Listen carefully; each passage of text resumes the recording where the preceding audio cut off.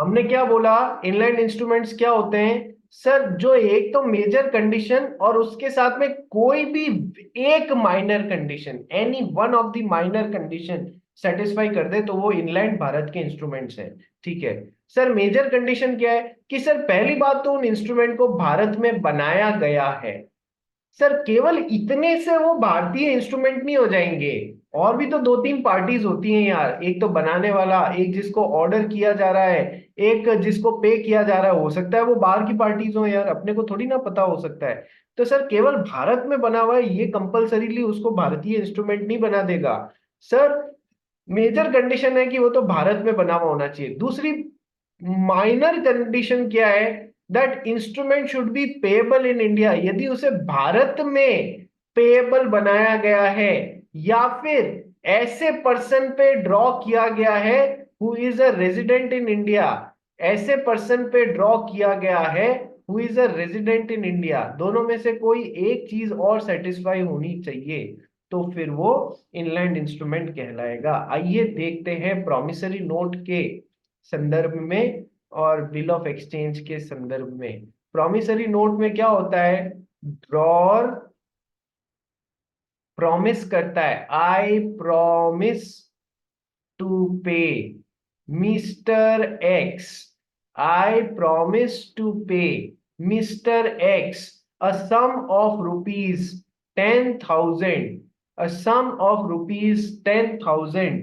ठीक है, आगे जो भी डिटेल्स देनी है, ठीक है, I promise to pay mister x. ठीक है, अब यदि मिस्टर एक्स जो है वो, मिस्टर एक्स कौन है, ड्रॉई हो गए जिन पे ड्रॉ किया गया, या फिर पेई हो गए। ठीक है सर, पेई हो गए।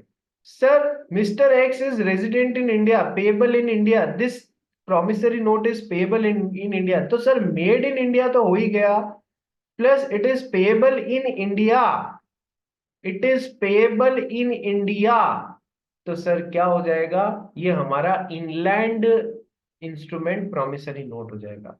लेकिन सर, मैं अभी खत्म नहीं किया है, लेकिन सर ऐसा लिख दिया गया प्रॉमिसरी नोट में, I promise to pay, India में बन रहा है, ठीक है, I promise to pay mister X a sum of rupees 10,000 and this promissory note is, and this promissory note, मान लो मिस्टर एक्स जो है वो कहां पर रिजाइड कर रहे हैं, mister x is residing in let's say New York, India में बना रहा है एक बंदा, आई promise to pay mister x resident of New York a sum of rupees 10,000 which is payable to him in India। तो सर हमारी माइनर कंडीशन नंबर 2 सेटिस्फाई हो रही है साथ में या नहीं हो रही है? मेजर कंडीशन क्या है, made in India. Minor condition number 1 क्या है रे, minor condition sorry minor condition number 1 क्या है, instrument should be payable in India. तो ये पेएबल इन इंडिया इस तरीके से भी हो सकता है कि मिस्टर एक्स मान लो एनआरआई है, मान लो मिस्टर एक्स एनआरआई है, रहते इंडिया से बाहर है, लेकिन इंडिया में एक खाता है उनका या नहीं है, इंडिया में एक अकाउंट है उनका, तो सर पेएबल इन इंडिया भी, उनको भी तो पेएबल इन इंडिया हो सकता है। हाँ सर, तो sir minor condition number 1 satisfy हो रही है इसमें, क्या, it is payable in India. तो सर दो, एक मेजर एक माइनर होते ही ये इनलैंड इंस्ट्रूमेंट हो जाएगा। ठीक है, दूसरी माइनर कंडीशन क्या है, instrument is drawn upon a person who is resident in India, who is resident in India. Sir आ जाओ एक बिल ऑफ एक्सचेंज का एग्जांपल लेते हैं। सर ड्रॉर ने, मिस्टर एक्स ने ड्रॉई को, मिस्टर वाई को ऑर्डर किया कि आपको मिस्टर जेड को पेमेंट करना है। ड्रॉर मिस्टर एक्स ने मिस्टर वाई को ऑर्डर किया कि आपको मिस्टर जेड को 1 लाख रुपए का पेमेंट करना है, इस तारीख को करना है, वगैरह वगैरह सारी डिटेल्स दे दी। Sir made in India, drawer is resident in India, चलो मेजर कंडीशन पूरी हो गई। माइनर कंडीशन क्या है, instrument is payable in India और instrument is drawn upon a person who is resident in India, drawn upon mister Y. If mister Y is resident in India तो भी हमारी condition number 2 पूरी हो गई, major condition के साथ में माइनर कंडीशन नंबर 2 पूरी हो गई। तो सर ये इनलैंड इंस्ट्रूमेंट कहला देगा। भले ही पेई सिंगापुर में बैठा है, भले ही पे ही सिंगापुर में बैठा है, लेकिन हमारी तो एक मेजर कंडीशन के साथ में एक माइनर कंडीशन पूरी होगी, that instrument is drawn upon a person who is resident in India. तो सर भले ही वो जेड पे ही सिंगापुर में बैठा है तो भी हम इसको इनलैंड इंस्ट्रूमेंट बोल सकते हैं। दक्ष अग्रवाल तेरा डाउट बता क्या है। सर अगर एक माइनर इसके साथ दूसरी माइनर भी होती है लेकिन दूसरी वाली प्रॉपर नहीं है, जैसे समझो it is payable in India, instrument along with in Indian instrument it is payable in India, हाँ लेकिन वो एक नॉन रेजिडेंट इंडियन को असाइन हुआ है, हाँ, सो तो भी वो लीगली वैलिड है ना? मैं तेरा बात समझ तो नहीं पाया, पर मैं एक बार वापस बताता हूँ। देख, मेजर कंडीशन तो क्या है कि इंस्ट्रूमेंट को बनाया इंडिया में गया है, ठीक है, ये पहला कदम है इनलैंड इंस्ट्रूमेंट होने के लिए। माइनर कंडीशन नंबर वन क्या है कि instrument is payable in India, कि उसका पेमेंट इंडिया में हो रहा है। मान ले मिस्टर एक्स ने मिस्टर वाई को निगोशिएबल इंस्ट्रूमेंट दिया, मिस्टर वाई सिंगापुर में बैठे हैं, बट इस इंस्ट्रूमेंट में लिख दिया गया this instrument is payable in India. Mister Y का खाता नहीं हो सकता क्या इंडिया में? मिस्टर वाई का खाता हो सकता, भले ही बाहर बैठे हैं, खाता इंडिया में हो सकता है ना, तो पेएबल इन इंडिया बना सकते हैं या नहीं बना सकते? बना सकते हैं, हम इंडिया में चेक को लगा देंगे, उसमें क्या है। तो भी minor condition number one satisfy हो गई या नहीं हो गई? तेरा डाउट सॉल्व हुआ या आगे भी बताऊं? हाँ सर, हो गया। ठीक है, चलो, किसी को कोई डाउट बेटा इसमें, क्योंकि इसमें क्वेश्चंस आते हैं आते हैं आते हैं, 100% आते हैं। किसी को कोई डाउट हो तो अभी पूछो, अभी मैं एग्जांपल्स कराऊंगा और, ठीक है, इसलिए घबराओ मत। चलिए, तो सर इनलैंड इंस्ट्रूमेंट का फंडा अपन ने समझ लिया कि सर अब समझते हैं फॉरेन इंस्ट्रूमेंट्स क्या। सर जो इंस्ट्रूमेंट इनलैंड इंस्ट्रूमेंट नहीं है वो फॉरेन इंस्ट्रूमेंट है। यस, एक बार हमारा नेथन रिबेरो इनॉर्बिट मॉल में गया। नेथन, इनॉर्बिट मॉल पास में ही है या दूर है? नेथन, पास में। पास में ही है। इनॉर्बिट मॉल वालों ने नया नया एक एक्वेरियम फिट किया था। नया नया एक एक्वेरियम फिट किया था इनॉर्बिट मॉल में, वहां पर काफी सारी मछलियां अंदर थी। ठीक है सर। तो नेथन रिबेरियो के साथ में उसका फ्रेंड नमित भी गया था। नेतन ने नमित से पूछा, यार इसमें से कौन सी मेल मछली है, कौन सी फीमेल मछली है, नर मछली कौन सी है और मादा मछली कौन सी है? तो नमित भाई को पता तो था नहीं, पर फिर भी उसने ज्ञान झाड़ दिया। जो तैर रहा है वो नर मछली है और जो तैर रही है वो मादा मछली है, ऐसा जवाब दे दिया। ठीक है, और ये भी सेटिस्फाई होके निकल गया। ठीक है साहब, पता नहीं था फिर भी जवाब देना जरूरी है नमित को। क्यों नमित? जो तैर रहा है वो नर मछली, जो तैर रही है वो मादा मछली। बोले ना Namit? Yes sir, yes sir. हाँ सर, मैं ऐसे ही हूँ, इसीलिए मैंने तेरे को एग्जाम्पल में इंक्लूड किया है, मजा आता है। चलो, तो सर कि इंग्लैंड इंस्ट्रूमेंट क्या, वो तो हमने बता दिए, लेकिन फॉरेन इंस्ट्रूमेंट क्या? सर जो इंग्लैंड इंस्ट्रूमेंट नहीं है वो फॉरेन इंस्ट्रूमेंट है। कहानी का सार समझे? ठीक है, कई बार ऐसा आता है कि सर पब्लिक, ये सेम तरीके की चीज हमने कहाँ पढ़ी थी कि सर प्राइवेट कंपनी क्या और पब्लिक कंपनी क्या। ठीक है, तो सर जो ये नहीं है वो ये है। ठीक है, ऐसे करके वहां कुछ जवाब पढ़ा था हमने, चलो कुछ नहीं, इतनी डिटेल में नहीं। तो सर समझने की बात क्या है कि सर जो इनलैंड इंस्ट्रूमेंट नहीं है वो फिर फॉरेन इंस्ट्रूमेंट कहलाएंगे। ठीक है, तो सर इनलैंड इंस्ट्रूमेंट कब नहीं बनेंगे? नंबर वन, या तो मेजर कंडीशन सेटिस्फाई नहीं हो रही हो, यानी कि वो इंस्ट्रूमेंट को बाहर बनाया गया है, it is made outside India.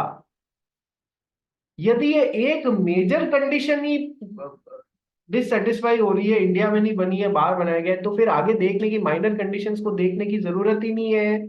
Minor conditions को देखने की जरूरत ही नहीं है, सीधा वो क्या हो जाएगा? फॉरेन इंस्ट्रूमेंट हो जाएगा, यदि उसे इंडिया के बाहर बनाया गया है तो।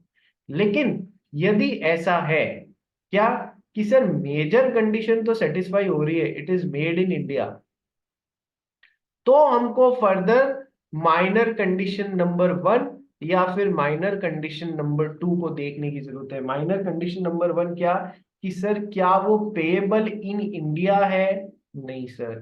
सर पेएबल आउटसाइड इंडिया हो गया, तो सर हम माइनर कंडीशन नंबर 2 का मुंह देखेंगे। माइनर कंडीशन नंबर 2 क्या है? क्या it is drawn upon a person who is resident in India?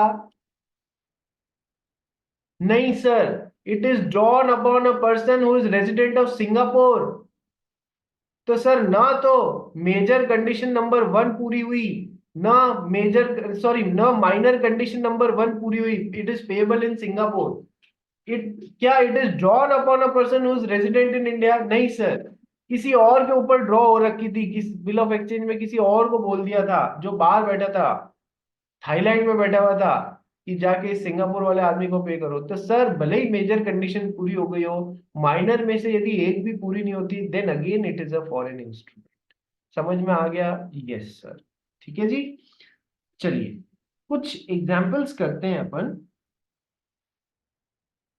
कुछ एग्जाम्पल्स करते हैं, पहले पढ़ते हैं फिर कुछ एग्जाम्पल्स करेंगे अपन। करण पारिया बोल।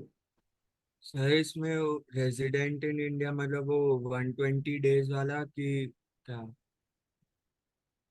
निगोशिएबल इंस्ट्रूमेंट्स एक्ट में इधर रेजिडेंट का क्या मतलब है, वो तुम्हारे मॉड्यूल में नहीं बताया हुआ है। वो तुम्हारे मॉड्यूल में नहीं बताया हुआ है। तो मैं भी अपनी तरफ से जबरदस्ती में 120 दिन या वैसा नहीं घुसाऊंगा। ठीक है। इनकम टैक्स एक्ट के पर्पसेस से कुछ और होता है रेजिडेंट का मतलब, कंपनीज एक्ट और ये जो भी होते हैं ना, इन सब के हिसाब से रेजिडेंट इन इंडिया का कुछ और मतलब निकलने लग जाता है। ठीक है।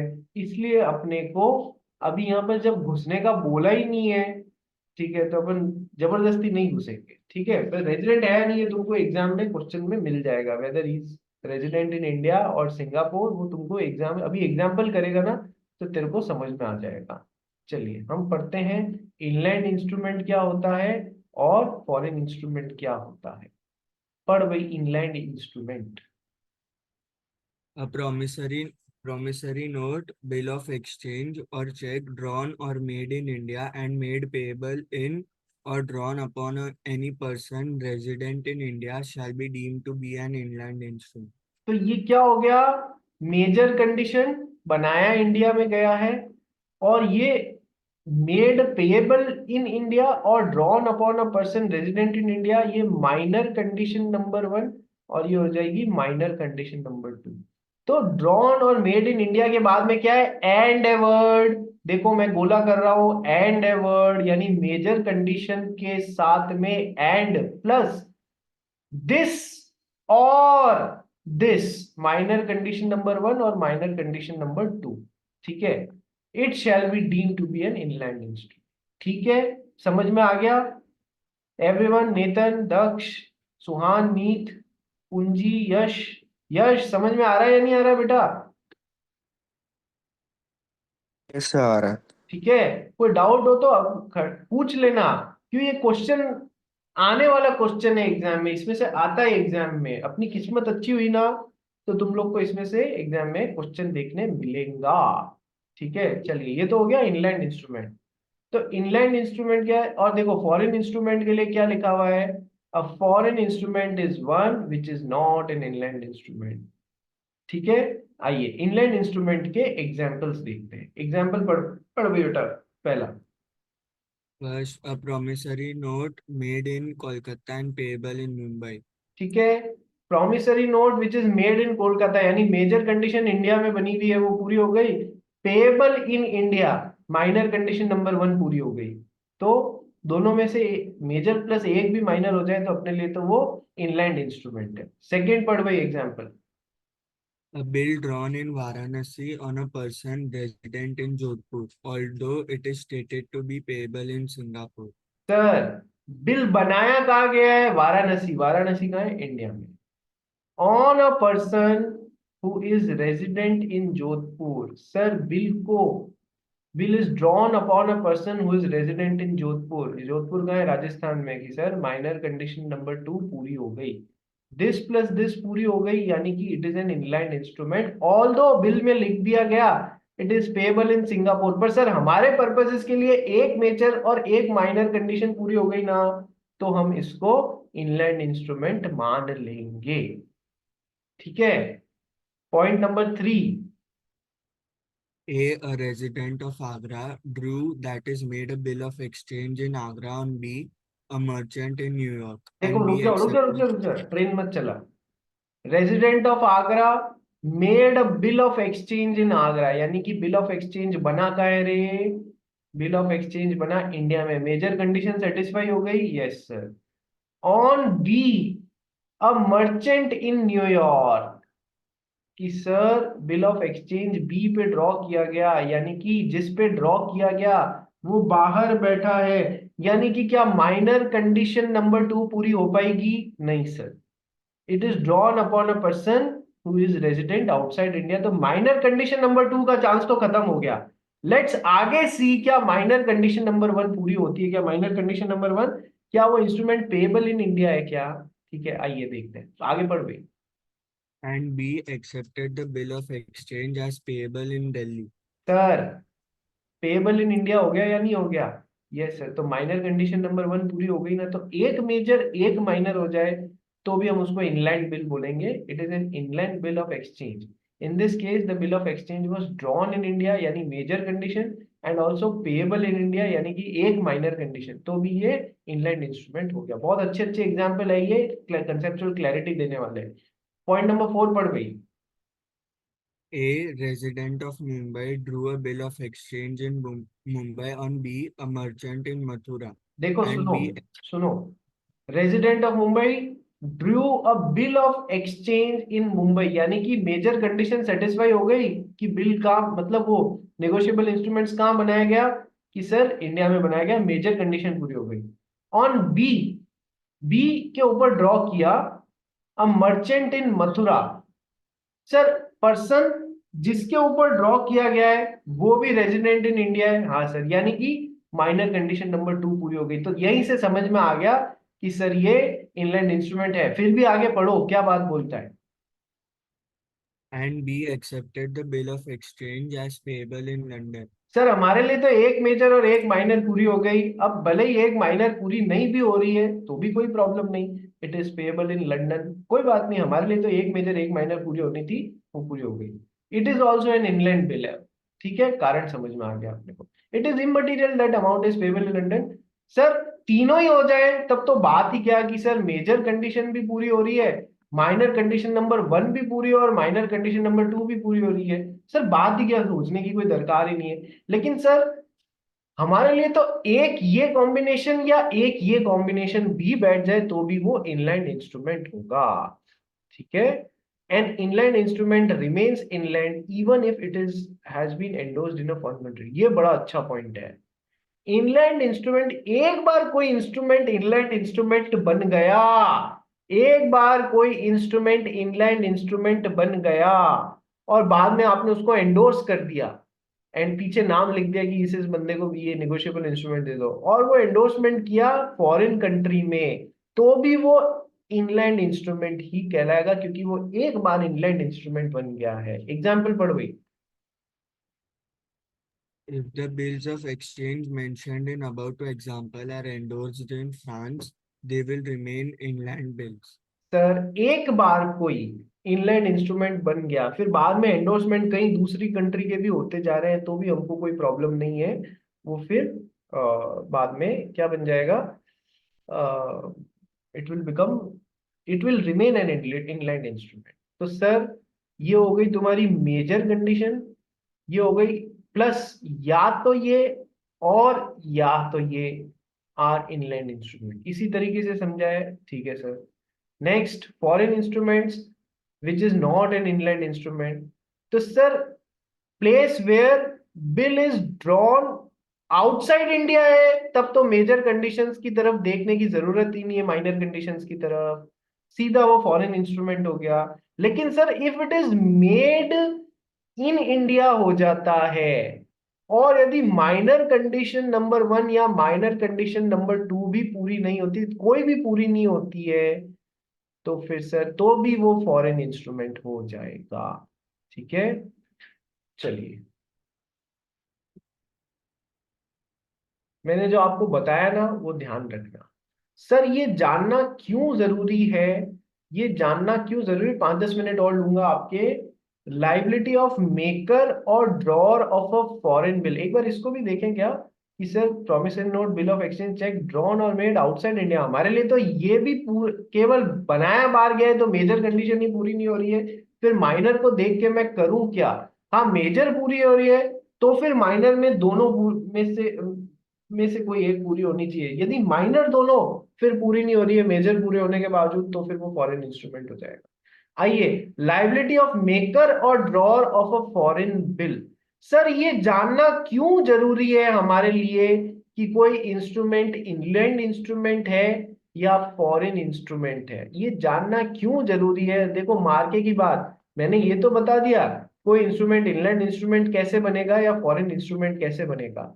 सर ये जानना ही जरूरी क्यों है कि वो इनलैंड इंस्ट्रूमेंट है या फॉरेन इंस्ट्रूमेंट है? सर जिधर का इंस्ट्रूमेंट होगा उधर के लॉ एप्लीकेबल हो जाएंगे उस निगोशिएबल इंस्ट्रूमेंट पे।